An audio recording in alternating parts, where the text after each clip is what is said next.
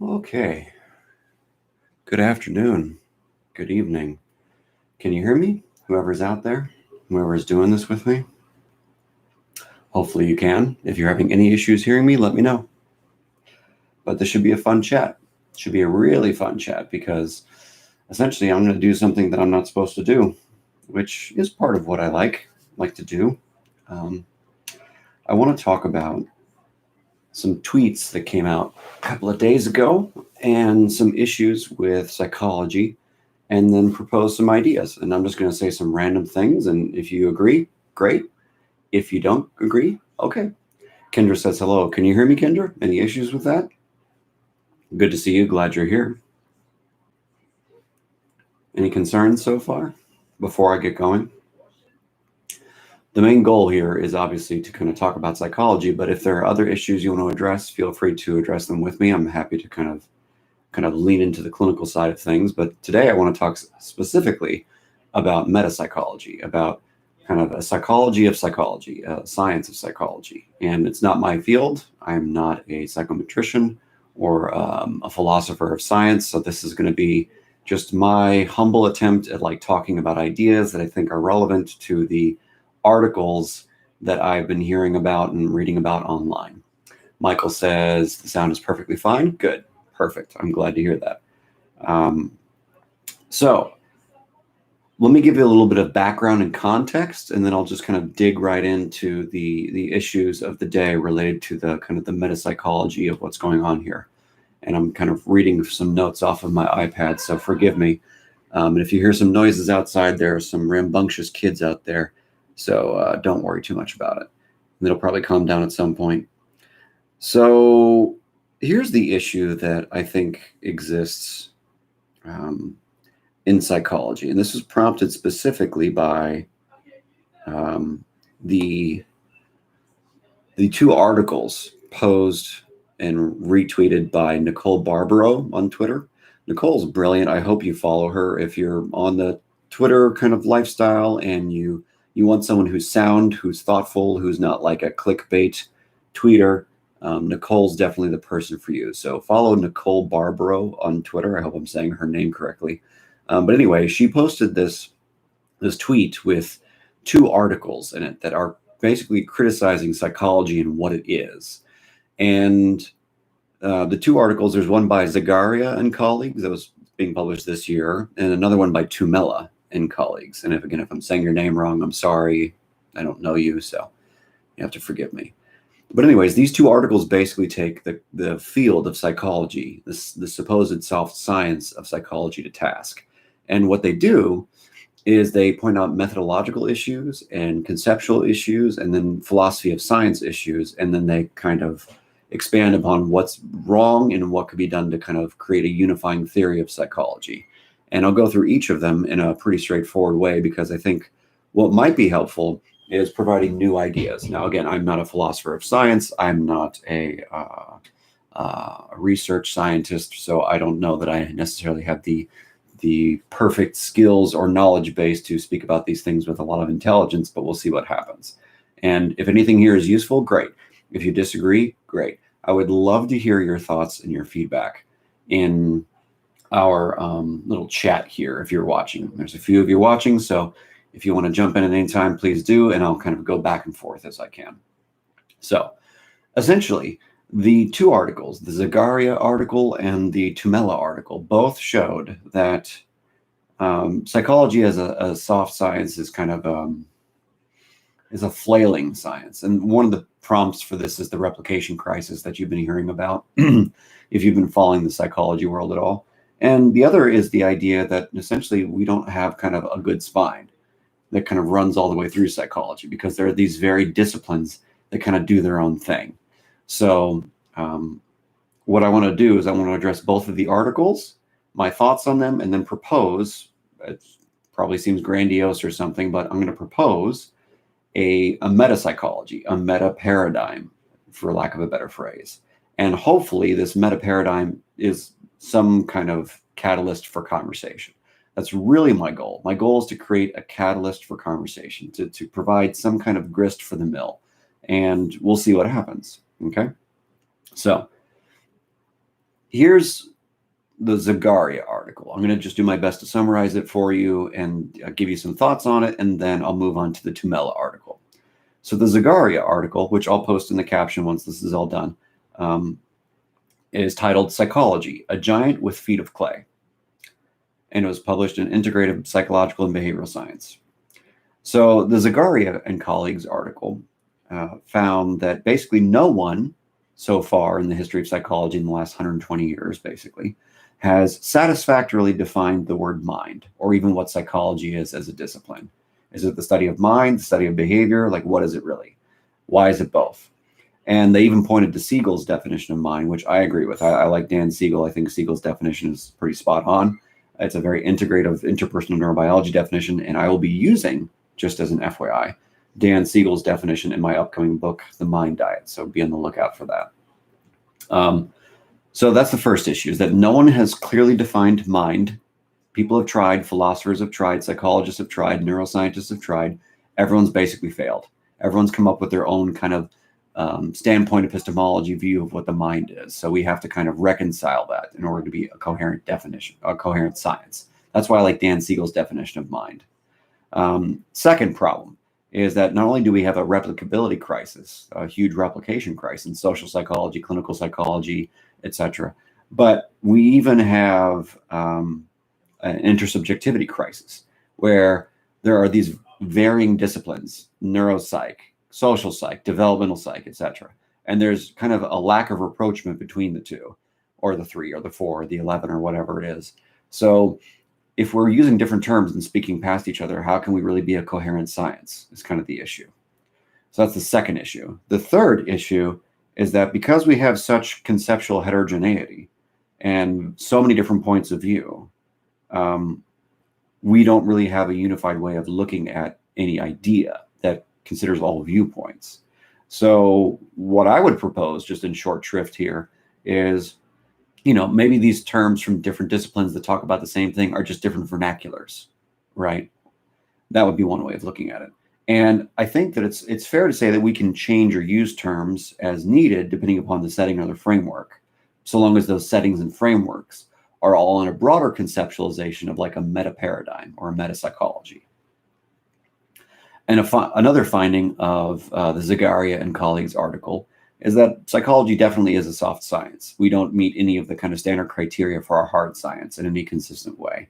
Now, once you start bringing in hard sciences to psychology, like neuroscience, for instance, we get closer to a hard science. But generally speaking, psychology is not a hard science. It's a soft science. It's a social science, right? So it's closer to, and forgive me for any philosophy people watching this, but it's closer to philosophy than it is to neuroscience. So that's the issue. And the authors, the Zagaria and colleagues authors, point out that basically in the Kuhn sense, Thomas Kuhn, we have no paradigm. So we basically need a paradigm to kind of unify all the disciplines.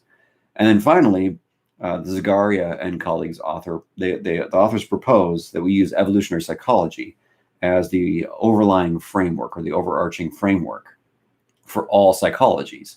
And the reason is because, at least according to them, evolutionary psychology has the best kind of integration of biological, psychological, and social forces per their report. Now, that's hotly debated. I think there's a great book by Robert Richardson, I think it was published in 2009 or something like that, called Evolutionary Psychology is Maladapted Psychology. And it's got pretty good substantive critiques of exactly what psychology is and evolutionary psychology is, and how it doesn't compare to evolutionary biology in reasonable ways as a framework or comparative method. And this is why I think that the wave of the future is going to be disciplines or ideas like Dr. Dan Siegel's interpersonal neurobiology, right? And that might even be a thing worth discussing in future videos. But for now, I'll just say that there are some serious limitations with evolutionary psychology, which the authors did point to a degree. And again, so the main issues with evolutionary psychology, if you're not familiar, are, a lot of the genetic analysis of traits, psychological traits. A, traits aren't very well defined. There's different nomenclature, et cetera. But B, we have some kind of shaky twin studies and kind of less rigorous methods to point to causality or adaptation or whatever it is. And then That brings us to Tamela's article, right? So that's the first article. Now let's move to the second article. So Tamela's article was a rebuttal to the previous article I just discussed. And again, Tamela agreed with all the conceptual issues that Zagaria and colleagues pointed out. There was a lack of conceptual clarity. What the heck is mind? What the heck is cognition? What really is behavior? Is there covert and overt behavior, like the applied behavior analysis people think? What's the deal there? So what really is behavior? What really is cognition? What really is mind? These are very important issues that psychology does not have put together. And another major issue, according to at least Tamela, is most of the constructs in psychology are interdependent, where they rely on each other for, let's say, validity or to be kind of real. But the truth is, we would have to account for literally all these interrelated, interdependent constructs to have kind of a causative understanding of what's really happening in a person.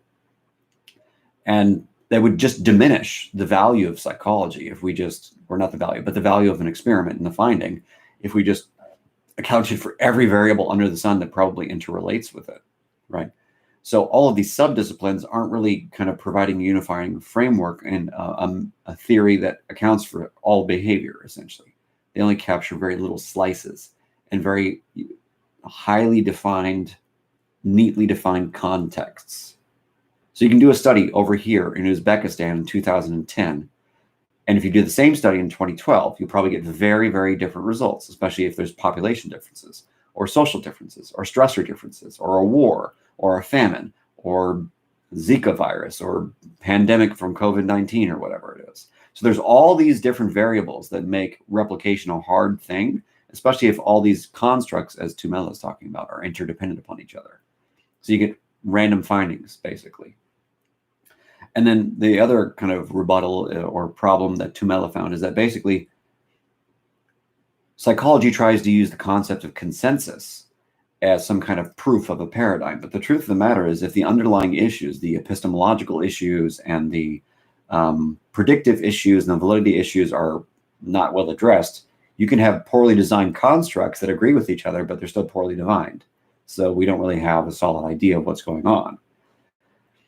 And there's always an issue. There's tons of issues with methodological rigor. Most studies produced are underpowered, which means they don't have enough participants in their samples.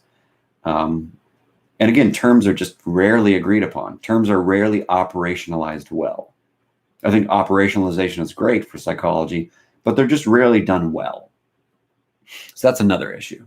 And then the other kind of issue that Tamela points out is that psychology is both kind of psychologically, socially, historically, culturally kind of unidimensional. It only talks about how people function in one given point in time, not historically, not in different cultures, but most of at least modern Western psychology struggles with what's called the weird problem: white, educated, et cetera, et cetera, et cetera, participants only in their studies, or the majority of studies include white, educated, democratic societies or populations. So the issue is we don't really have kind of cross-cultural replicability of ideas, and how many of the concepts that supposedly white people create, right, are cross-culturally valid, right, based upon epistemological issues and things of that nature. So the issue always becomes, is it just one culture's view of the circumstance, or does it account for multiple cultures' view of an idea, a frame, etc.? Which, to be fair, that's the whole point of phenomenological psychology. The idea of bringing in kind of qualitative psych, qualitative research methods to give us new ideas, new concepts, new hypotheses that don't necessarily, I would say, contradict what's already existing, but maybe add to it or challenge it or change it or shade it or whatever it is. Or sometimes they come up with brand new things. Now, I don't read a whole lot of qualitative psych because I just don't have time given my circumstances and my job. But it's definitely the case that qualitative psych, phenomenological studies, etc., has a lot to offer in terms of new ideas and new concepts, new ways of conceptualizing old ideas. We just don't pay attention to it in the clinical psych and other worlds because, again, it's not empirical, and empirical is kind of the gold standard. And Then Tamela also offered the idea that even though Zagaria and colleagues proposed Evo-psych, evolutionary psych, as the kind of meta paradigm, in addition to the limitations that I've already discussed briefly here in this chat, it's definitely not kind of internally consistent as a theory yet. And it's definitely suffering from serious methodological issues to say that something really is an adaptation, for instance, which is a big claim of an evolutionary psych. So we have an issue of kind of a shaky foundation that's not that different than the other subdisciplines of psychology. So, but the cool thing about evolutionary psych, there was a paper that came out this year, I think, that showed that evolutionary psych is a little better at addressing the weird problem, but we're not quite sure, you know, if that's going to change much in the next few years anyways. So basically, both Zagaria and colleagues and Tamela say that psychology really needs a paradigm. It needs a new paradigm. It needs a meta paradigm, something that kind of sit on top of all the standard disciplines that exist. And the idea is something like this. In order to have a good meta paradigm of psychology, you would need some version of a theory or an idea or a concept or set of structures that encompasses all the different epistemologies that could be relevant for psychology and psychology research, as well as cross-cultural ideas. So what I'm going to propose now is something new. This got me thinking, how do we create an effective paradigm that really allows multiple disciplines that supposedly study the same things in epistemologies to play nice with each other, right? Because epistemology and disciplines in psychology often conflict all over the time. The different ways of viewing the world, for instance, often conflict with each other. Psychology in general is the classic, let's do the verificationist thing. Let's use empirical methodology to kind of prove our point. But if your underlying constructs aren't so solid, maybe you need a meta construct to kind of fix the underlying disparities and the incongruence with other disciplines. We'll see how that works. So now I'm going to propose something, and you can all call me crazy. You can make fun of me. You can do whatever you want, but I'm going to propose something. And if people who are real scholars, real academics, so to speak, because I'm just a hobby academic, if they really think this is useful, hopefully they take it and run with it, or they don't. We'll see what happens, right? Who knows? Grab a drink here. So here's the issue. If all these disciplines aren't playing well with each other, if social psych uses different terms than evo psych, evolutionary psych, to talk about the same thing, why? Which terms are better? Under what circumstances? We don't know. We can't say.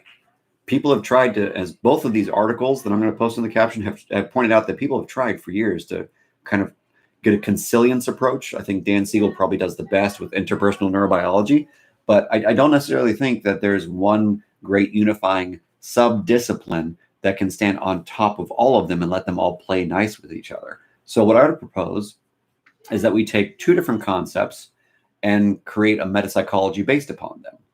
And the two concepts I would propose we use are Bronfenbrenner's ecological model. That's the first thing I would propose. The second thing I would propose is we use Vygotsky Zone of proximal development as a way of looking at the dialectical tension between self and other, individual and systems, because basically it's fair to say that almost everything we do is influenced by the outside world, and everything we do influences the outside world. So if you're looking at the way that humans evolve and change and learn and grow and all that stuff, I think there's nothing better than Vygotsky at this point. So let me just overview the two things and then make a pitch about how the two can work together, and then you can rip it apart, essentially, is my hope. And I'll state some limitations. So Bronfenbrenner, Urie Bronfenbrenner, is a famous kind of developmental psychologist, and he proposed an ecological systems theory, is what it's called. And in his model, there are kind of 5 or 6 different levels of analysis when you look at how a person is and how they came to be, essentially. So it is a kind of a metapsychology in and of itself. So imagine concentric circles with bigger and then bigger and then bigger, right? And you can look up while I'm talking, if you're here, kind of the standard ecological systems theory model. If you just Google kind of Bronfenbrenner's ecological systems theory, there'll be a bunch of circular diagrams you can look at so you can follow along. But basically, what it looks like is this. In the very center of the circle, the bullseye of the circle is you, the individual. That's you, your genetics, your temperament, the things that you're born with and you're built with, that mom and dad, etc., blessed you with, if you want to call it that.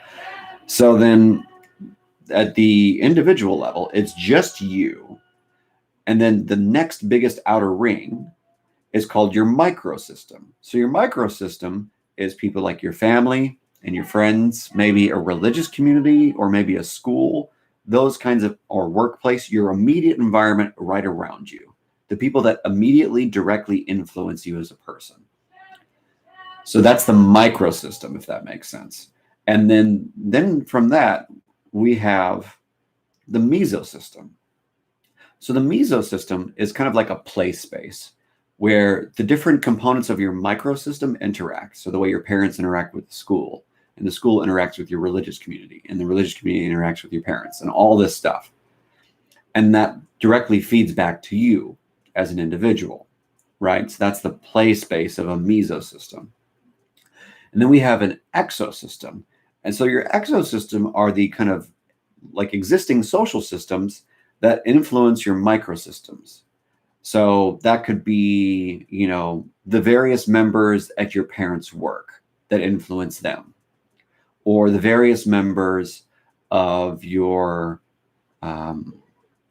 romantic partner's workplace, for instance, or the various members of your kind of your boss's life that influences the way your boss treats you, those kinds of different things. So my hope is basically that it's clear to see that there's these overlapping kind of levels of differentiation and enmeshment that allow us to function effectively. And it's very, very important to see that it's not as simple as it sounds to create a meta psychology. So my hope is basically that we can come up with some kind of theory or some kind of way of looking at the world that kind of has more detail, so more richness to it. That's why I'm using Bronfenbrenner's model. So then the kind of the final level up in the outer ring, the outermost ring, as it were, is called the macro system. So your macro system is culture, it's laws, it's politics, it's all these kind of broader level issues that affect everyone, kind of going downward into the system. So you've got the micro system, which is your family, your friends, your romantic partners. And then you've got the mesosystem, which is the interactive space between your family, your friends, your school teachers, your bosses, etc. And then the exosystem, which is your social systems, your kind of the people influence the people in your microsystem.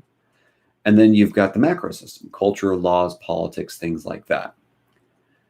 And then finally, there's the issue or the concept, I would say, of the chronosystem. And the chronosystem was a later addition, but basically the gist is like this. Changes over time in history in both how concepts are worded, ideas are proliferated, norms, all those things, and then environment. So that interaction of changes in ideas, norms, etc. over time, so history, if you want to call it that, plus environmental changes is your chronosystem. And basically all these levels interact with each other in some significant or insignificant way to shape who a person is and how they function. That's Bronfenbrenner's ecological systems theory. And if you're just thinking about all the different disciplines of psychology, developmental psychology, social psychology, all these things can kind of fit in different rings in different places. But I'll get to that in just a second. So that's Bronfenbrenner's ecological systems theory. It's a model that says the individual and the target of the bullseye is impacted reciprocally by all these outer rings, all these external influences. And if you don't take them into account, you're missing parts of the person and how they came to be. Because each of these different rings accounts for some percentage of the variance in how X person acts or believes or thinks. So that's why it's a good macro theory or meta theory. And I'll post a link to some book that you can read that's from Bronfenbrenner basically on this. Now, again, it was originally intended as a developmental psychology concept, and I'm stealing it, bastardizing it to a degree, purely for the purposes of seeing if it would be useful as a meta-psychology framework. But I'll address that in the limitations section. And then the next concept that I think matters a lot is Vygotsky Zone of proximal development. Because basically, when you look at Bronfenbrenner's model, there's not a lot of elaborated detail about the interplay between the individual in the center of the bullseye and then the next outer loop, which is the microsystem. So the way to bridge the gap between the individual, their genetics and how they're built and all that stuff, and the microsystem, for me, is Vygotsky Zone of proximal development. And if this sounds ludicrous, cool, you can say whatever you want, but this is just my take on it. So Vygotsky, and I'll post an article that reviews Vygotsky's theories and stuff, and you can critique me and say if I got it right or got it wrong or whatever. But here's the gist. Lev Vygotsky was another developmental experimental psychologist in Russia. And basically the goal of Vygotsky was to, and I quote, to identify specifically human aspects of behavior and cognition via genetics and other issues and other kind of related disciplines. And he focused on certain disciplines or domains of human development, which would include evolution, phylogeny, for instance, sociocultural history, individual like ontogenesis,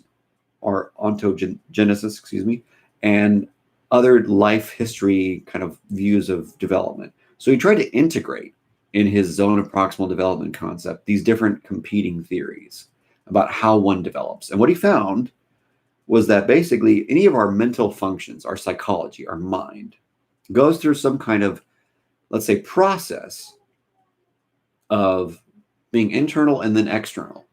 Internal and external. I have a thought, I have a feeling, I have an idea, I share it with the world. I get validation, I don't get validation. That's literally what I'm doing right now. And basically, all the things that we perceive to be necessary as mental functions, thoughts, beliefs, behaviors, attitudes, whatever it is, all these things have to have some kind of, let's say, reciprocal influence, some reciprocity. They have to have some kind of dialectical kind of tension, some kind of momentum from one person kind of pushing you up towards newer and greater heights. And the idea is something like every learning that happens, whether it's at the age of 1, the age of 10, the age of 50, the age of 90, whatever it is, involves some kind of scaffolding process and some kind of imitation process. We learn by observing and thinking, and how do we enact that ourselves, right? So there's this dialectical tension between my raw material and how the outside world helps me nurture that raw material. And then there's a reciprocal influence therein. So the great thing about Vygotsky's theory of the zone of proximal development, which I'll explain a little bit more, is that it resolves some of the issues with evolutionary psychology, because it takes into account all of the issues with the environment and random chance that is not accounted for by standard evolutionary psychology models. And the two biggest concepts of the zone of proximal development are imitation, learning by imitation, and then scaffolding. And the idea goes something like this, and I'm going to use a rough ballpark. So for those of you who really love Vygotsky and have researched it to death, please don't, lambaste me. I'm just going to speak in the simplest possible way so that people kind of get the concept better. I'm generalizing. So Vygotsky's concept goes something like this. Let's say you got a kid, and the kid really wants to learn how to kind of throw a ball better, but maybe they have some issues with their form.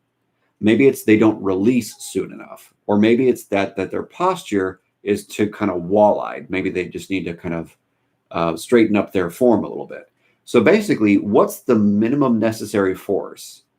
What pushes them like 10% outside of what they think they can handle on their own? Because essentially, if they're throwing the ball, they keep throwing it wrong every time, then they need some kind of nudge, in a sense, to learn how to do that a little bit better. Now, your goal basically is to push people 10% out of what they think they can handle. So let's say that the person can throw only so far, And one of the reasons they can throw only so far is because their form is bad. So your goal is to kind of correct one or two things, essentially, that shift their form so that they throw a little bit further. And then if they can handle doing that task over and over and over again and develop what's called mastery over that task, then you get to kind of add another task in there that kind of scaffolds. You're kind of adding ideas, you're scaffolding, you're creating a structure around how they learn. So first you teach them how to do this little motion, so this forward motion of throwing. But then once they have that taken care of, you can now add some kind of posture recommendation about how they throw so they get more momentum in their arms and their shoulder sockets more free, right? So you kind of get the gross movement down first, and then you get another concept added on top of it. And then when they master that, you add something else. And you just keep scaffolding and building and building and building, essentially. So the reason that this is important is because it allows us to kind of empirically validate whether or not people are learning in a structured, regimented way and how effectively they go from one level to the next level to the next level. And in some educational psychology research, it seems like this plays out pretty well. And the rule of thumb that I always use when I'm talking about this in clinical practice is, what's 10% more than you think you can handle? Because that's typically the area where you're going to thrive and you're going to learn best. Something like that. Now, again, that's a somewhat arbitrary number that I picked. But again, try it. Give it a shot sometime. Push yourself 10% outside of what you think you can handle when it comes to learning a new concept, learning new words, thinking new thoughts, developing new skills, right? So if you can play 2 guitar licks, or no, if you can play 10 guitar licks, try to learn an 11th one and do it consistently and do it consistently well. And that will probably work for you. So that's Vygotsky Zone of proximal development. It's that play space between what your upper limit is that you think you can handle, and then someone just giving you instruction, scaffolding, something to imitate that pushes you about 10% outside of that, outside of what you think you can handle. That's how you scaffold appropriately. So the goal is always going to be making sure you're in that optimal space of someone who's more knowledgeable, who can push you just a little bit outside of what you think you can handle, but doesn't push you so far that you crumble, essentially. So then the question becomes, okay, so I've got Vygotsky Zone of proximal development for individual other tension that produces forward momentum and learning and development in life at every stage of life. Then the second question becomes, how do you integrate that with Bronfenbrenner's model so that you can have all of the other psychologies included in it? So here's my very rough, kind of vague stab at all this. And again, I'm claiming no special understanding, knowledge, expertise, wisdom, or anything like that. Just an idea. And if it goes somewhere, great. And if it never goes somewhere, awesome. Just for the sake of putting it out there. You never know, right? So here's how I would do this. I would say you keep Bronfenbrenner's ecological systems theory exactly the way it is. Don't change a thing. The only thing I would suggest we add to it is a link between individual and microsystem. Sorry, distracted by other thoughts. Individual and microsystem. I should meditate, right? Individual and microsystem, so that you have a better understanding of how each system influences each other to change. That would be my first thought. Now, there's probably better theories, but it's just my first stab. So that's the first thing I would implement, is I would add an addition of the zone of proximal development to a linkage between the two, the individual and the microsystem. After you've efficiently done that, kind of work that model out, then the next thing I would do is I would try and figure out where all the specific subdisciplines of psychology fit into this meta psychology, this meta framework for how humans function, right? This Bronfenbrenner ecological systems theory plus the individual systems theory, because again, many of the evolutionary psych and other psych concepts struggle with this dialectical tension between self and other and how they influence each other.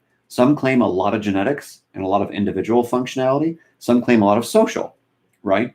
So my best way of bridging that gap is to use Bronfenbrenner's ecological systems theory, and then a mechanism for how they interact with each other is Vygotsky Zone of proximal development. And I think I bridge that gap pretty well in that regard. So which disciplines fit in where and how? That's the next question, right? And at what level do they operate when they're doing research, and how do we operationalize based upon that? So at the biggest level, there's like 54 disciplines of psychology. If you go to the American Psychological Association's website, they have 54 divisions. To be fair, many of those divisions are really like subdisciplines of other disciplines. So what I'm going to do is I'm just going to narrow it down to 10 and just spitball about how each of those 10 disciplines might fit into different parts of Bronfenbrenner's model. And if I'm wrong, I'm wrong. If I'm right, cool. If it makes sense, great. If it doesn't, let's talk. So kind of the standard 10 psychology disciplines are as follows. We have kind of an abnormal psych or clinical psych discipline. We have a cognitive psych discipline, a developmental psychology discipline, education psych, health psychology, neuropsychology, industrial organizational psychology, personality psychology, social psychology, sports psychology, and evolutionary psychology. I think that's 11. But again, these prototypically 11 disciplines, I think, fit very well in Bronfenbrenner's model. So let's talk about how we can integrate them. And let's just start with clinical psych, since that's my discipline, and hopefully I'm not going to do it too much injustice right now. Here's what I would say, and just permit me to epistemologically trespass. I just learned that term today. Permit me to give this a shot. So let's say clinical psychology. If you take Bronfenbrenner's ecological systems theory, I would say that clinical psychology fits very nicely into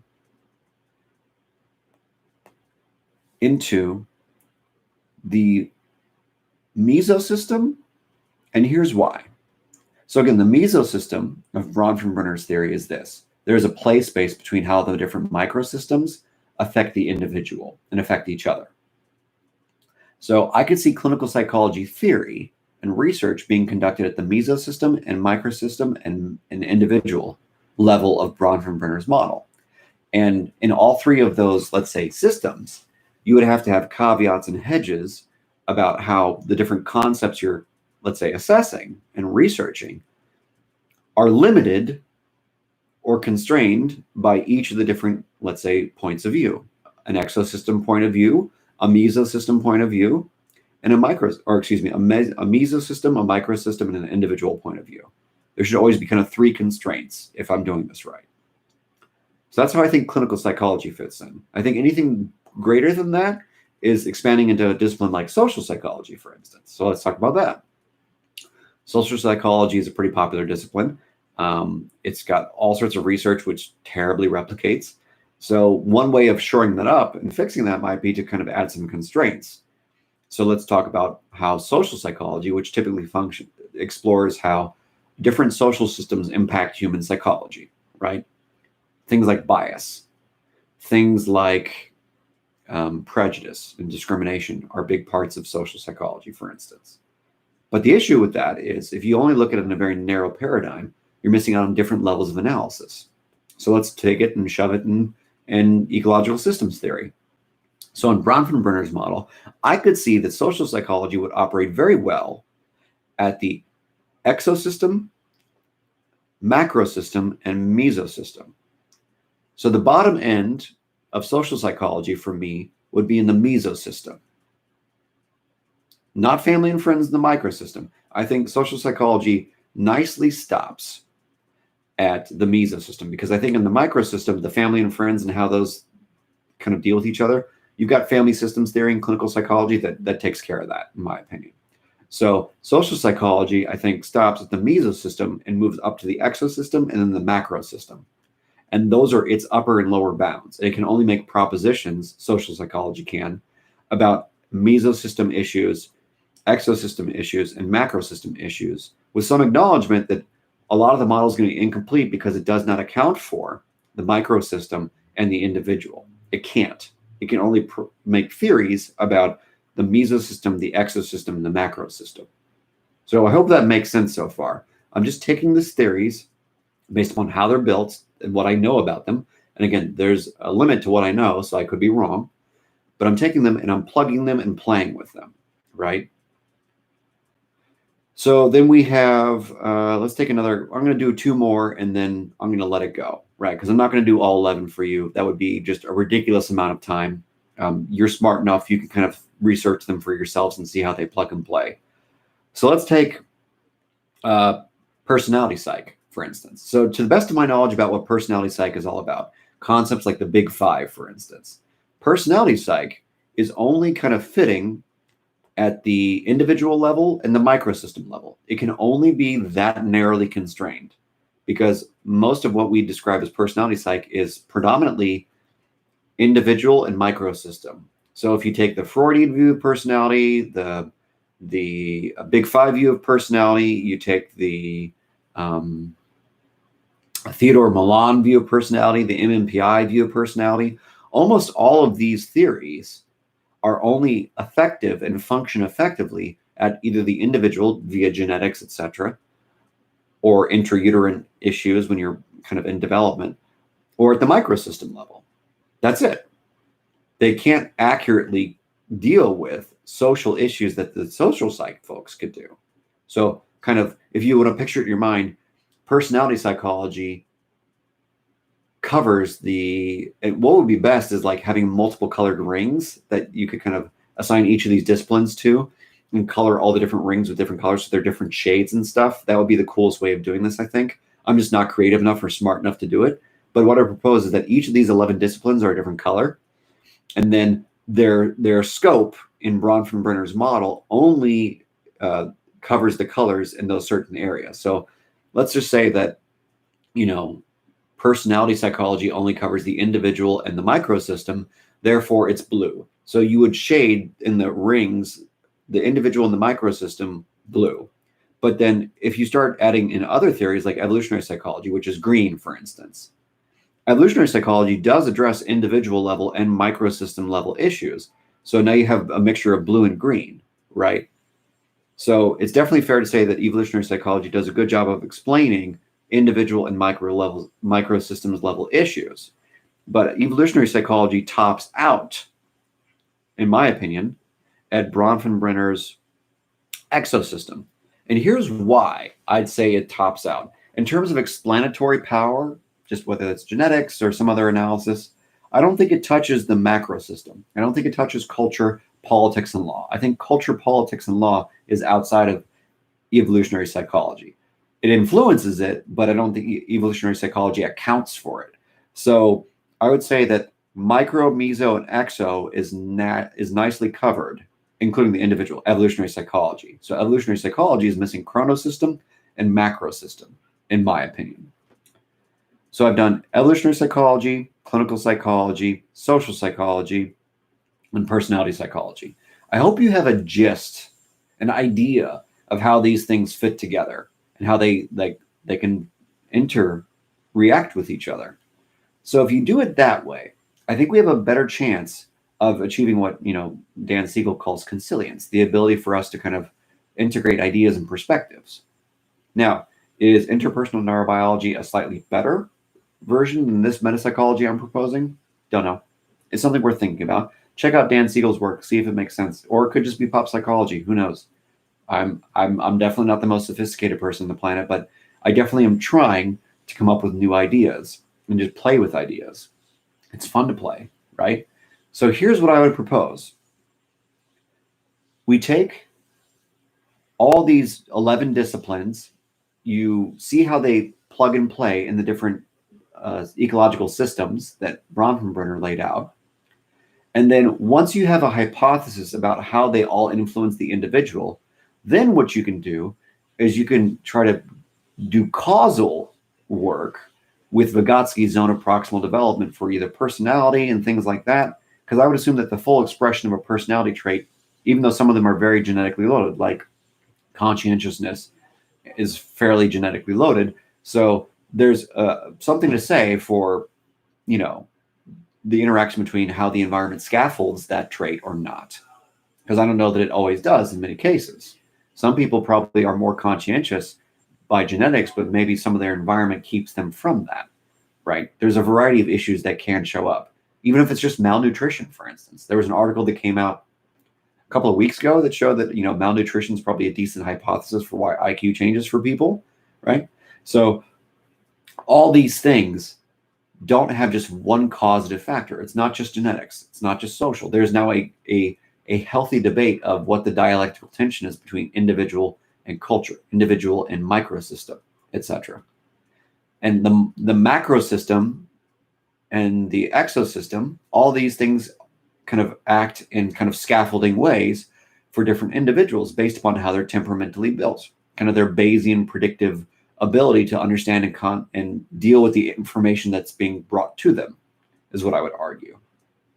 So that's how I would integrate all the known disciplines of psychology into a meta framework using Bronfenbrenner's ecological systems theory, and then the zone of proximal development as the kind of, let's say, causal pathway between the individual and the external forces that are impacting them and how they change and grow over time. So that's my best attempt. It's a start. I hope it makes some kind of sense. These are, I think, the limitations. So limitation number one is that I have no credibility here, and I'm just saying things that I think make sense. So there's all sorts of literature I don't know. There's all sorts of philosophy of science that I don't know.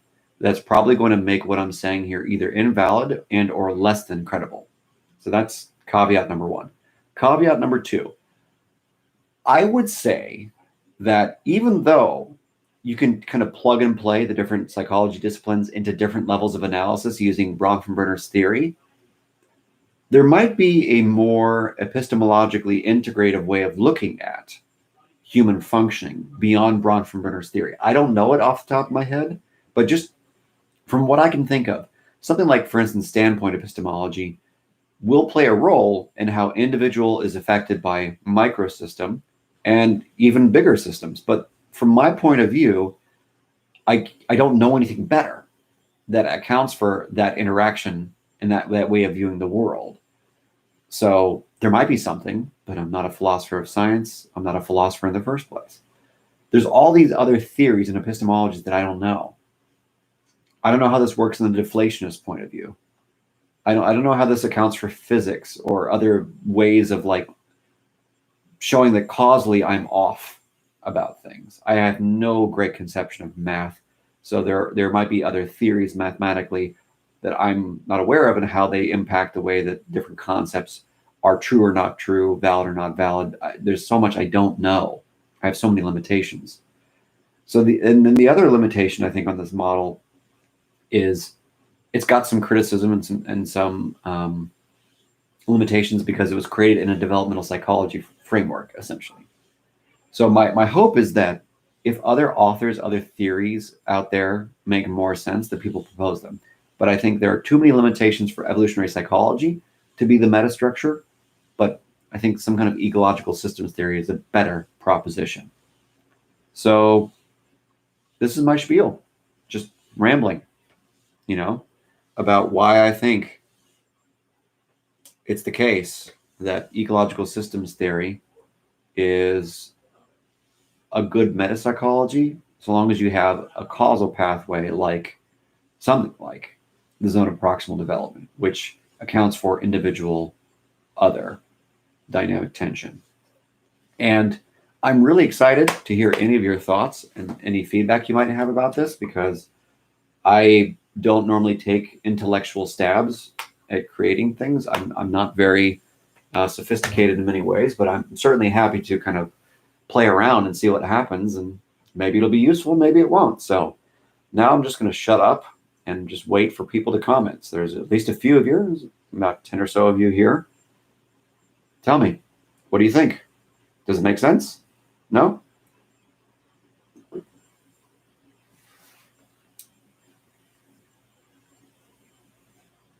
Any thoughts by anyone watching?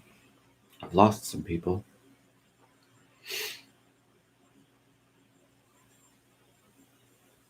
Can't wait for the criticism as well. And the reasons, it's just fun. It's just fun. There's so much I don't know. And every time I put out an idea, I get to learn something. I get to be shown where I'm wrong. And I guess It'd be easier to do if I were just in the academy full-time researching, but you know, I don't quite have that luck right now. But it would be interesting. I wonder what evolutionary psychologists think about this. I wonder what the Jeffrey Millers of the world or the Steven Pinkers of the world would say. I wonder what the philosophy of science people would say. Because, you know, I don't know that I adequately address Kuhn's issues, Thomas Kuhn's issues. I know that the critiques by like Stephen Gould of evolutionary psychology are at play, but I'm just not sure. Okay, cool. So we got my first question. Love it. So could you give an example of a difference in perspective between evolutionary psychology and your proposed view? Yes, sure, absolutely. So as opposed to standard evolutionary psychology, right? And again, maybe I'm not defining terms well, but this is my view of it. So evolutionary psychology proposes that the number one driver of human change and things of that nature is evolution, whether that's through sexual selection or through natural selection. There's some kind of either adaptation or allometric issue or some kind of pleiotropy that plays out. And evolutionary psychology doesn't do a good job of addressing allometry and pleiotropy. And you can read Richardson's critique. He'll explain it much better than I will. And the great thing about this framework is I think it nicely accounts for things like random changes in genetic populations at the exosystem level, the microsystem level, or the macrosystem level, especially the exosystem and the mesosystem. I think if you really see the interplay between the microsystem, the exosystem, and the mesosystem together, that will, let's say, afford kind of some kind of cohesive view of the variance and how genes change among populations compared to evolutionary psychology, which focuses mostly on how the individual changes in a very specifically defined environment. That's the main thrust of evolutionary psychology that I understand. So if I'm wrong about that, that's okay. Because what they kind of do, to my understanding, is they take local concepts and apply them to broader groups. And my goal is to take local concepts and leave them local, and then reciprocally add, let's say, variance with other kind of exosystem, mesosystem models, if that makes sense. I don't see that happening a whole lot in evolutionary psychology. It's very kind of local, not kind of more global, if that makes sense. And there's almost very little accounting for culture in many of their models. So I'm going to try and account for that with the macro system. And the chronosystem, most of these so-called just so stories, not that I'm meaning that pejoratively, but most of the so-called just so stories of evolutionary psychology don't account for the chronosystem very well. They don't account for how ideas and concepts have changed over time. So the best one is like attraction of mates. I love David Buss. I think he's doing all sorts of wonderful things for evolutionary psychology. I disagree that the kind of face valid premises that are put forward, and I'm reading his book right now, so I've gotten through like it's the not the mating mind, that's Miller. It's The Evolution of Desire is the book. So the issue is that all of the kind of even larger scale studies are using psychometric measures that are kind of worded in kind of a Western way of looking at sexual preference. Even if it is translated into other languages, there's still all sorts of cultural variation that you can't translate a lot of Western words into. Right? Translating an English sentence into Mandarin is almost nearly impossible because Mandarin is a much more kind of complex, both cultural and syntactic language. So it's very difficult to, I think I said that right. It's very difficult to kind of translate concepts. So I think what would be added by the ecological systems theory is that you can now explain variance with those added constructs and those added cultural variables, if it makes sense, which evolutionary psychology doesn't do. Now, if I'm wrong about that, I'm wrong. And please correct me, and I will gladly talk it out. I don't consider this anything, let's say, proprietary, because the ecological systems theory has been around for a long time. Zone of proximal development's been for a long time. The only thing that I'm doing is I'm taking all the kind of standard 11 disciplines of psychology, and I'm plugging them into different parts of Bronfenbrenner's model and saying the only way that these individual disciplines make sense is if they're in context of all the others and how they add variance or take away from variance. So think of it like this. In my case, I would say that evolutionary psychology does very well at the individual, the micro, and the exosystem, but it's incomplete. So what you need is other evidence from disciplines that do work well at the macro system and the chronological system. So maybe you need some philosophy, or maybe you need some kind of philosophy of science, or maybe you need some social psychology. Maybe you need some gender studies, something or other. I mean, there's a variety of disciplines that could, let's say, supplement or add to and explain more of the variance and how something happens, how a phenomenon happens. And I just think that evolutionary psychology is too limited, if that makes sense. I just rambled a bunch. I have no clue if I said anything reasonable, but I tried, Michael.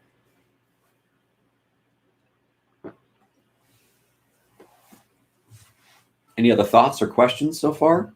I've just done everything I can to, you know, be a little crazy, add some ideas. Any other questions?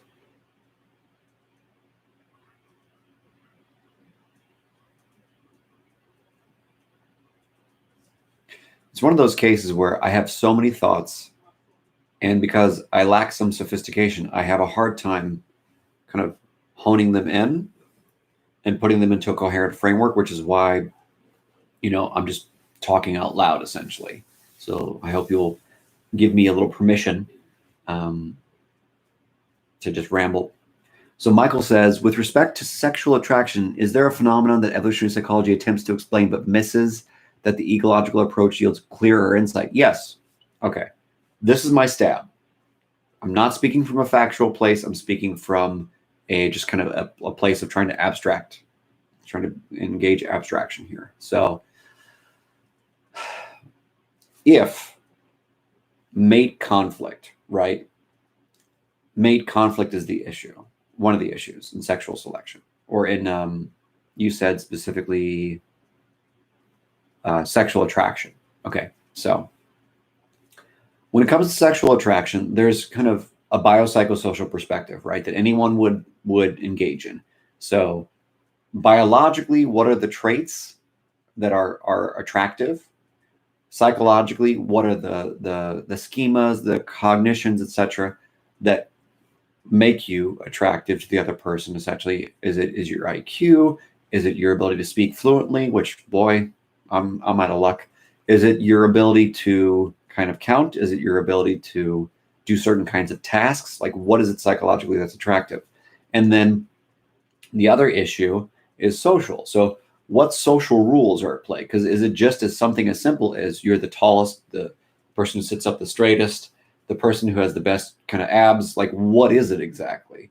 So then the question becomes, are these traits that are valued according to evolutionary psych research, are they valued consistently over time? Because so far, and this is one of Richardson's critiques of evolutionary psychology, so far, all we can say is that in modern history, traits like height, traits like intelligence, traits like kind of, let's say, the ability to procure resources are very attractive to females, to heterosexual females. But not all heterosexual females value the same things in the same magnitude. So there have to be other explanations as to why some females that are heterosexual prefer height, and that gets their attention more than whether they have like a great body or whether they have a huge bank account, right?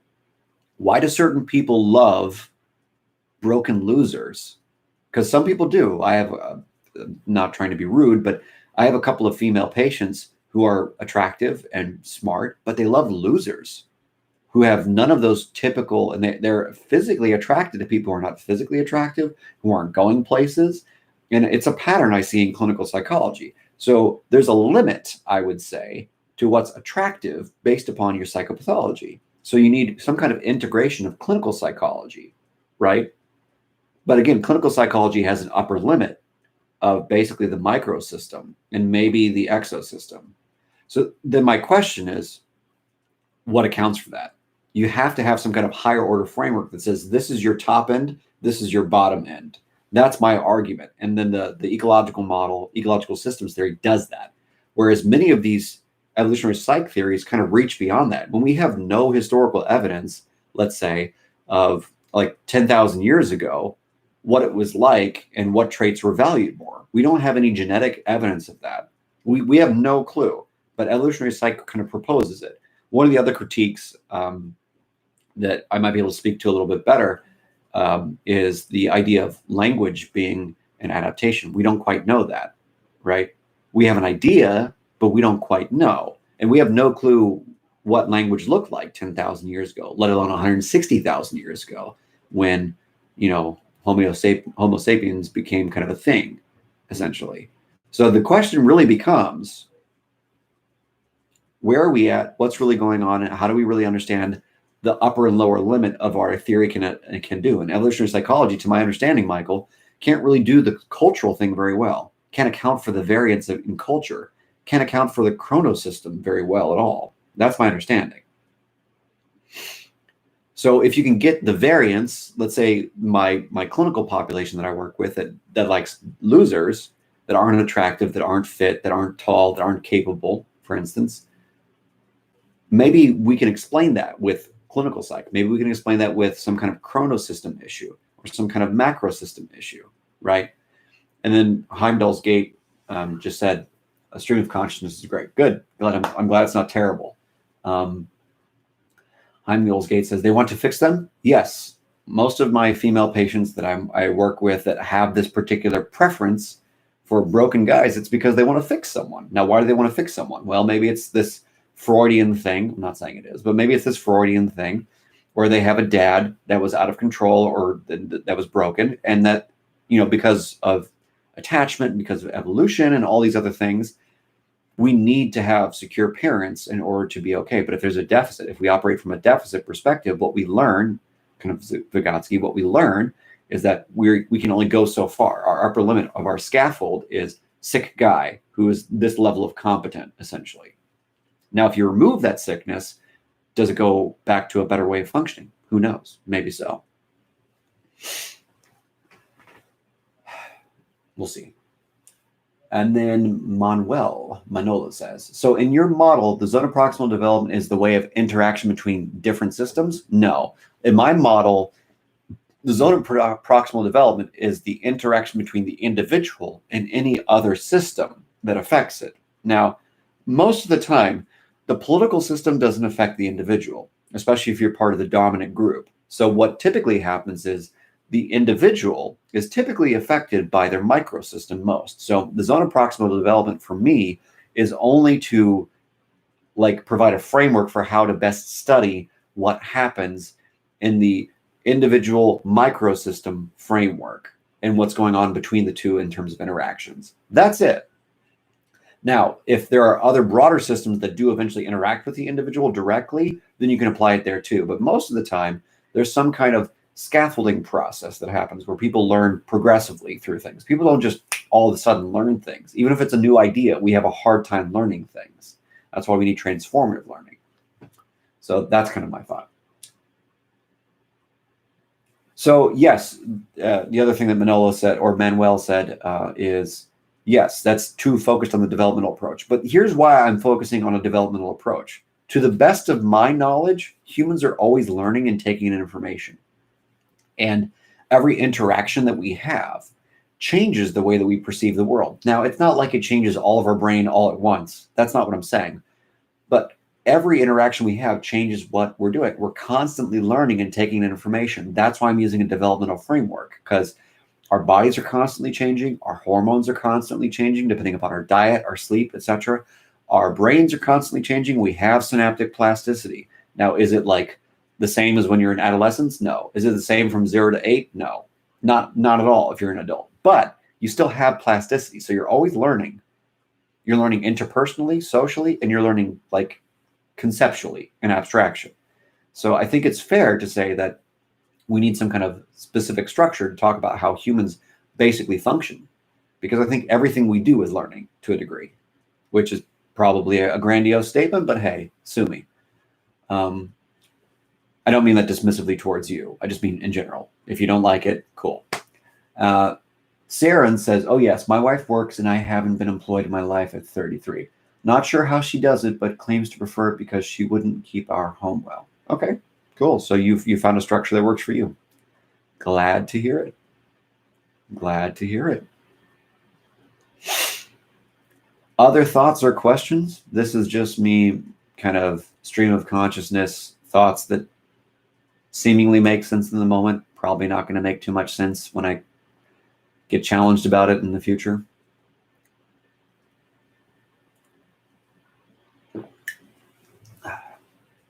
Getting some sun, being outside, going for runs in the LA heat. Lots of fun.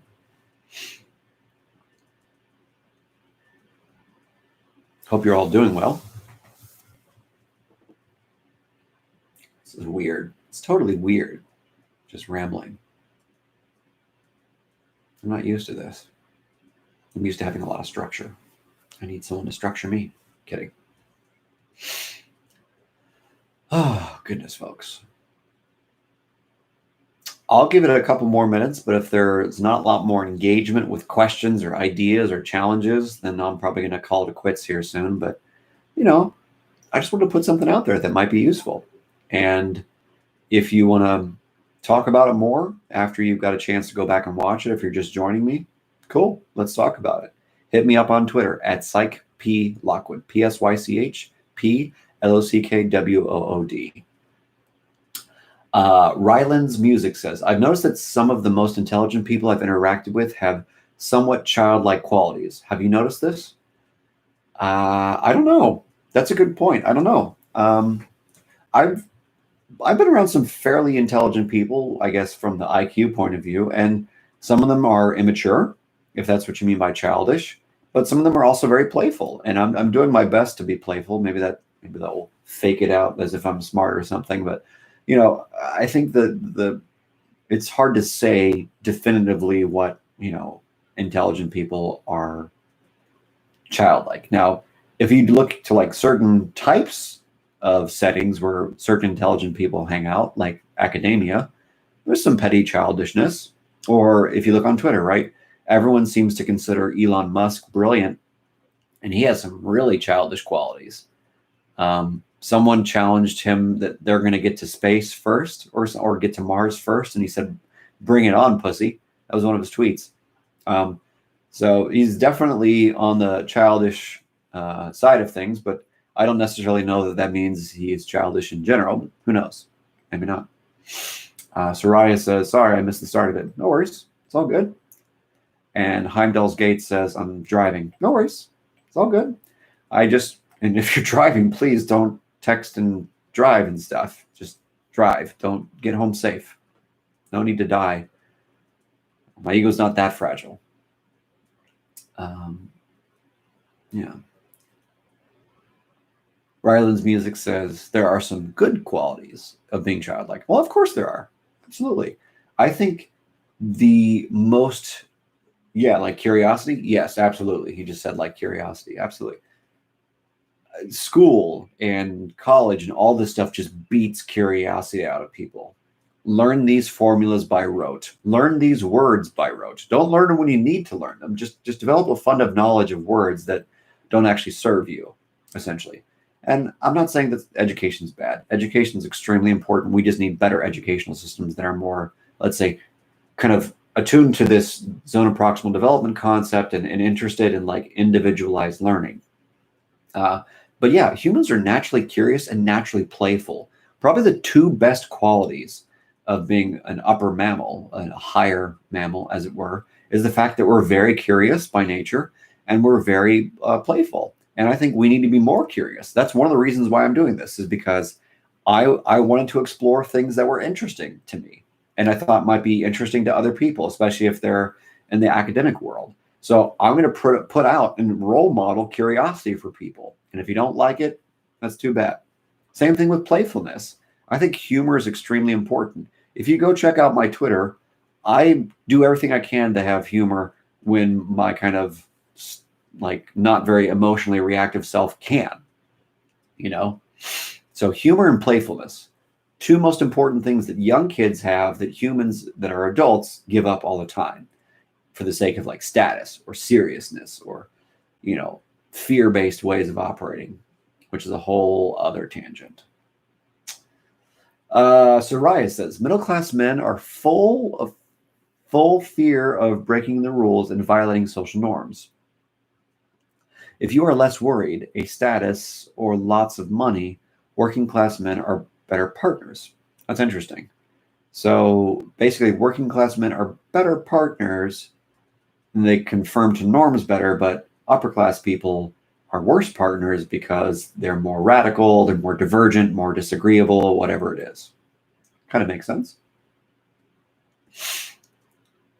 Soraya says, education has started teaching you what to think and not how to think.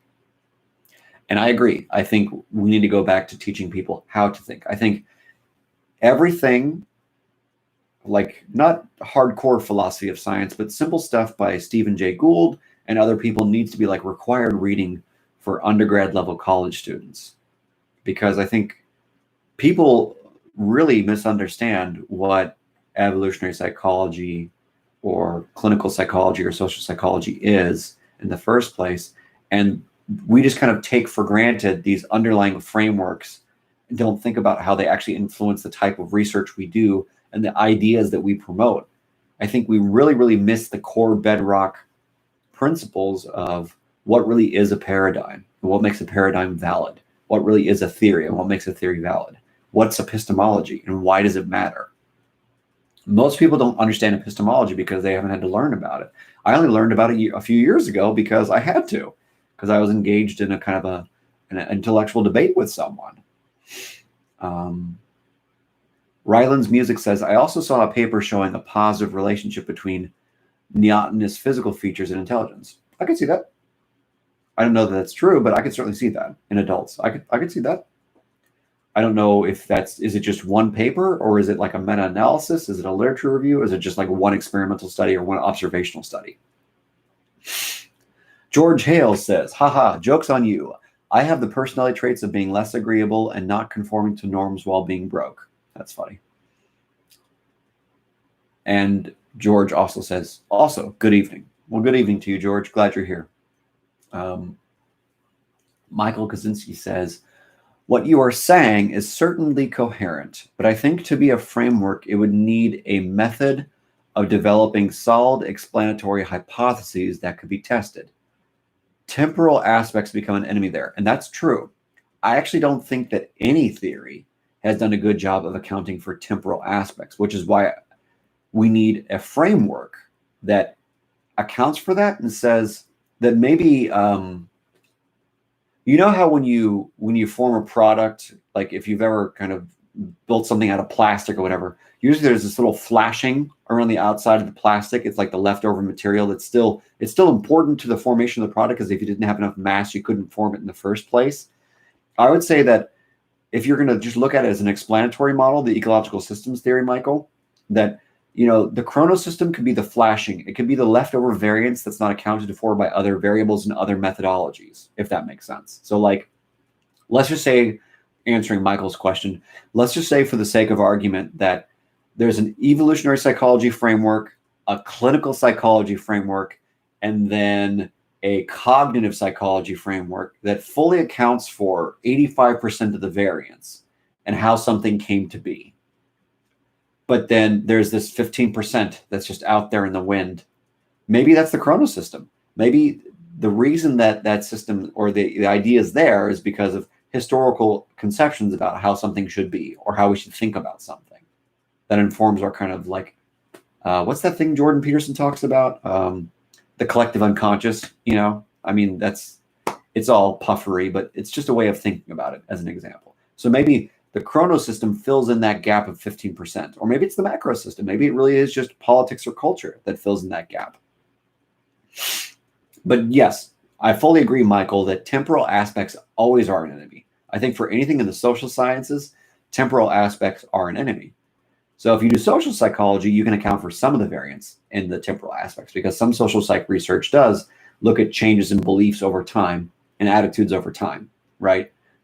But generally speaking, it doesn't get the whole picture, right? The top-down picture of like law influencing attitudes towards polygamy or something like that. So the law would be in the chronosystem and the macro system working together to account for the rest of the variance in that explanation. Ryland's music says, oh yeah, it's not a meta-analysis. So it's not 100% sure of its strength. Yeah, sure. So one paper is definitely important to think about. I think it's cool to read any kinds of papers that have different theories. I just don't know necessarily that it will translate across cultures, ages, sexual orientations, etc. That would be my concern. And if it's the same across time, too. That's the chronosystem issue. Soraya says, bad typing, sorry. Rich men often are impolite. True, they're very disagreeable. That's part of kind of getting ahead in different games that we've created.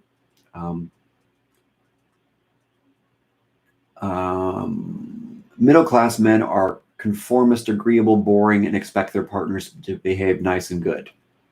Well, those are a lot of like personal assertions. I'm a fairly disagreeable person off the top of my head, so I don't necessarily want to think that most middle-class people are boring. Some are.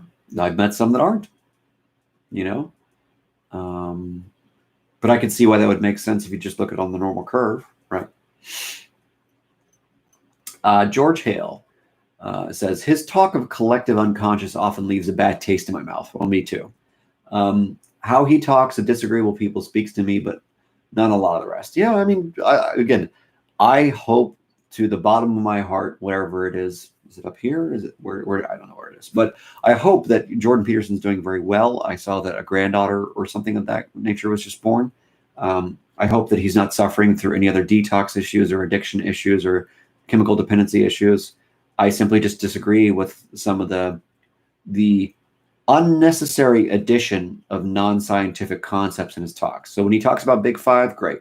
When he talks about IQ, great.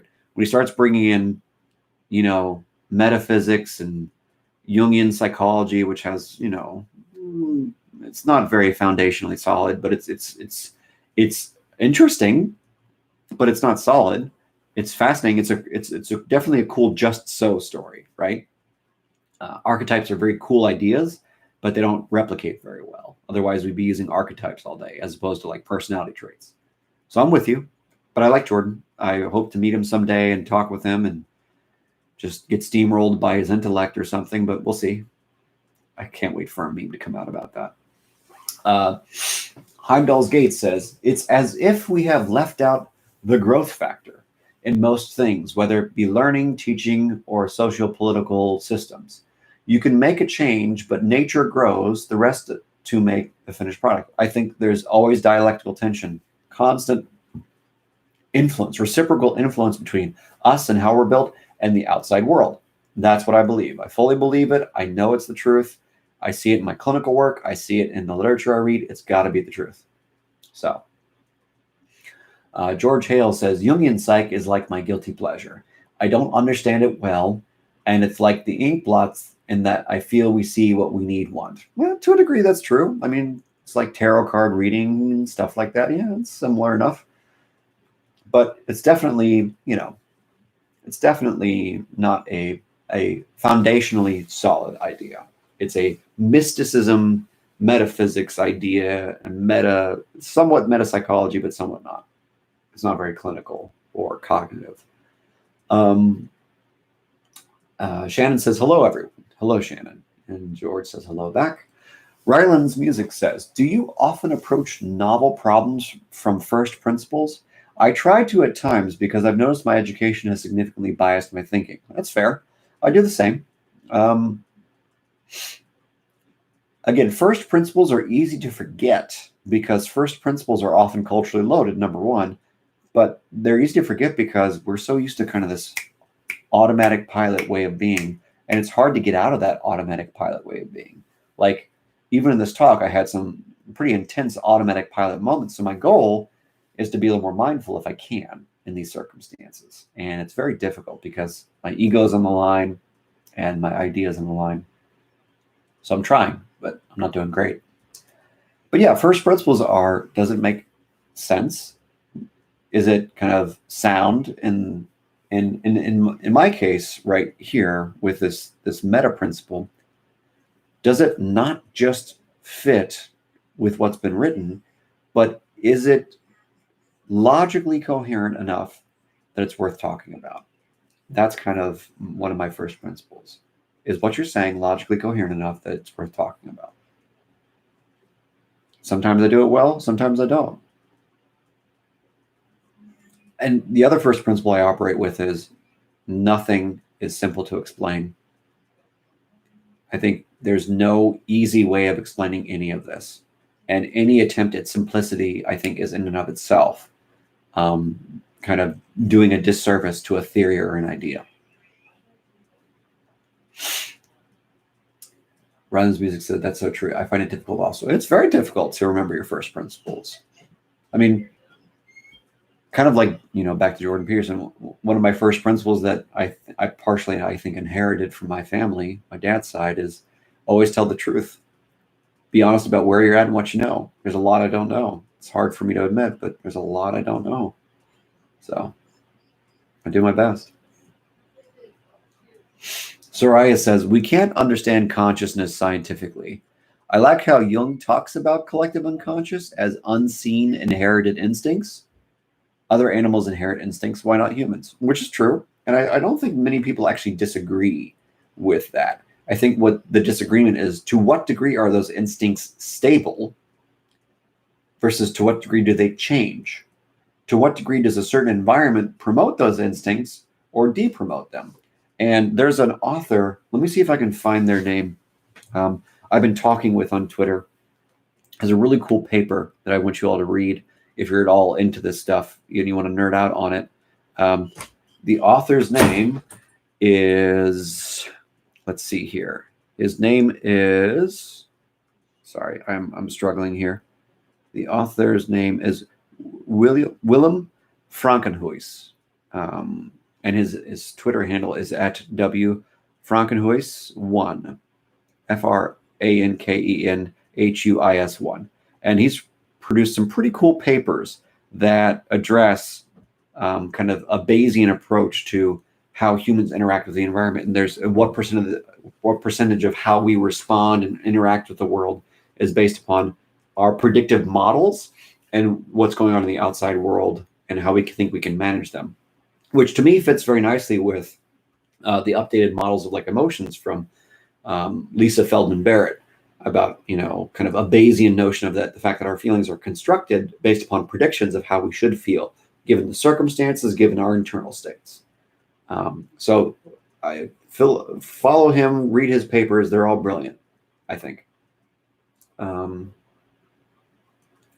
So George Hale says, so we may inherit instincts, but they're not as set into stone like animals. Well, they're not even set in stone like animals. In some circumstances, certain instincts don't display, others do. So it just depends. So we have an instinct is like a natural reactionary template in our body and our mind. And whether or not certain environments activate that depend upon certain internal factors and certain external factors. So to accurately account for the external and internal factors that affect whether or not that instinct shows up, you actually have to do some pretty advanced statistical modeling. That's why I like Willem Frankenhuis' model, a Bayesian model of what will happen. And different, like he has a great paper on impulsivity that you should read. Michael Kozinski says, a related discipline that has utility in this meta landscape is game theory, 100%. And the subject of law and economics by David Friedman, Milton Friedman's son, has a book and course and book called Legal Systems, very different from our own, that does a comparative analysis. That sounds like a great choice. I would say game theory is really important, especially for evolutionary psychology. And I think maybe that could be a third component to this model, right? Kind of and like I said earlier, I'm not great with, I don't know what the Nash equilibrium is. I don't have that kind of knowledge in my head, so I'd have to do a lot of reading to get there. But there's different kind of game theoretical concepts that I think would be awesome to apply to how the microsystem in Bronfenbrenner's model interacts with the individual, but also with higher order systems. So what if you could add game theory on top of ecological systems theory, and then ecological systems theory is on top of the zone of proximal development for how humans navigate that space? That's a model. You want to write a paper, Michael? Let's write a paper. Let's see what happens. You bring some game theory, I'll bring some ecological systems theory. We'll plug and play and see how they all work. Ryland's Music says, what do you think of the concept of the shadow? And do you believe good versus evil actually exists in the world, or is it just something we made up? So my particular take, based upon, my experience in clinical psychology and my reading of other kind of related disciplines in psychology and what little I know about philosophy and theology, is that there's no such thing as good and evil. When people like Jordan Peterson talk about it, they're just talking about cultures or attitudes or behaviors that they find disgusting. And that's not weird. I mean, we're hardwired to find certain things disgusting. We're hardwired to find rotting food disgusting. Just like we're basically hardwired to find cheating to be disgusting in some way, shape, or form. And I think David Buss has some research on that, if I'm not mistaken, or some of those evolutionary psychologists do. And so what we would call immoral or evil, like to the core, like being built broken, I think doesn't exist in nature. Now, there are people with like tumors, for instance, that cause them to do horrific things like, go on mass shootings. That happens. I forget the person's name, but people bring it up. A lot of the IDW people bring up the mass shooters and the tumors and stuff. I don't remember the person's name, but there's a couple of examples of that kind of thing. And all these different issues can play into why people do supposedly evil things. But I think immoral behavior, which is kind of relative to culture and history, or your instincts, I think that is not evil. Evil doesn't exist. Neither does good. These are two very broad words that don't really mean anything. I think we need more specific words for behavior we like, dislike, behavior we find disgusting or not, etc. And it's all intersubjective. I think the shadow, as like a metaphor, it's great. As a clinical concept, not really. As a social concept, I think shame makes us hide a lot of aspects of ourselves. I try not to do that, but it does. And I think that shame and that guilt or whatever we find unappealing or unattractive to the world makes us hide. I don't think we need to hide. I think supposedly the shadow could go away. But that's an awfully grandiose statement on my part. But it will require a dramatically different life and how we're built. So maybe it was Charles Whitman. You might be right, Heimdall's Gate. George Hale says, I'm a big Milton Friedman lover. Oh, speaking to someone else in the chat. Yeah. So yeah, update to the theory from just 40 minutes ago. We have game theory on top of ecological systems theory. So game theory helps explain and predicts variance in how different systems interact with each other. And then the different systems interact and predict variance in how the individual works. And what best predicts how the individual works is the zone of proximal development, and what scaffolding or not's happening, what imitation or not's happening, what learning or not's happening, essentially. So now it's a three-part theory. It was just two parts at the start of this, and thanks to Michael, now there's three. Who knows?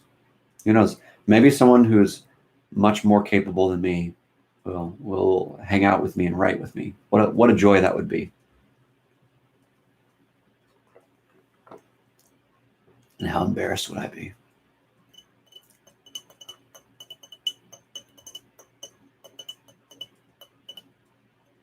All right.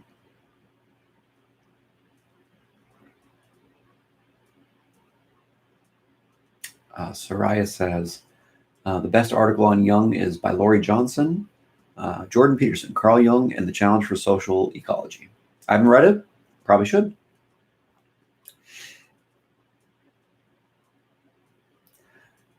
Good question. I'll answer this. This will be my last question because I need to get going. Need to grab some food. Ryland's Music says, what do you think of the concept of flow in relationship to the zone of proximal development? It's a phenomenal question. I think flow is a very fun idea, and I love that you brought it up, because I haven't been able to make good sense of it, other than the idea that we can get into a subjective mental state where things come effortlessly. And to me, that might be mindfulness, or it might be some version of play. To me, I would say flow is more like a play state, to be quite fair. And you can play when you're working, you can play when you're playing music, you can play when you're doing video games, you can play when you're playing sports, you can play when you're having sex, you can play when you're watching TV. You can do it. You can do it. I mean, I don't have a good conceptual understanding of how it's that different than like Jaak Panksepp's version of the play system in the brain. But maybe it's just another variable that adds some variance, accounts for some of the variance in how people learn best. But usually I think of the flow concept as a good indicator of how people act, less so how they learn. But maybe it applies. Maybe the more of a flow state you're in, the better you can imitate and learn, right? That would make sense to me. I don't know. It's all good stuff to think about. But unfortunately, my friends, I have to go. I've got places to go, food to eat, more like to the living room, but I've got places to go, food to eat, quality time to have. So thank you so much for coming out and asking questions and challenging me and talking with me. It is so gratifying that people who basically don't know me are willing to come chat with me and give me the time of day. And that's awesome. So thank you so much for that, and for taking me seriously and thinking about what I'm saying, and for allowing me to ramble. And I hope that something I've said here is useful, or even reasonable, hopefully. And I really do hope that if you are struggling at all with any of this COVID-19 stuff, or any of that stuff, you get the help you need if you're kind of in a stress state or a panic state or anything like that. I really do hope that if you have any mental health struggles, that you do your best to get the help you need. If you need resources, feel free to let me know. Otherwise, it's been a lot of fun, and I look forward to future conversations about these topics, okay? So have a good day. Have a good weekend. Take care of yourselves. You deserve it.